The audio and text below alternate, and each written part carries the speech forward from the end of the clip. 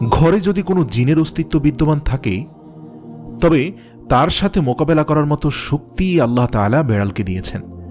বেড়ালটি জিনের সাথে থাকা নেগেটিভ এনার্জিগুলোকেও শোষণ করে ফেলতে পারে।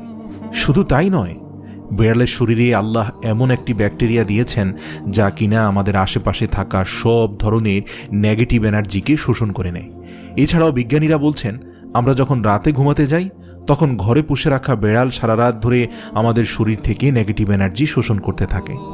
আল্লাহ রাব্বুল আলামিন বেড়ালের মাঝে কিছু বৈশিষ্ট্য দিয়েছেন, যার কারণে এমন সুন্দর একটি মাখলুক আমাদের রোজকার জীবনের অংশ হয়ে উঠেছে।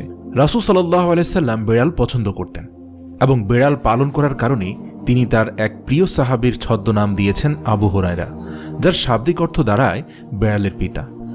কেন একজন মুসলিমের বেড়াল পালন করা উচিত? গবেষণা করে জানতে পারা যায়, আজ থেকে ৮,০০০ বছর পূর্বে জঙ্গলের বেড়ালরা খাবারের খোঁজে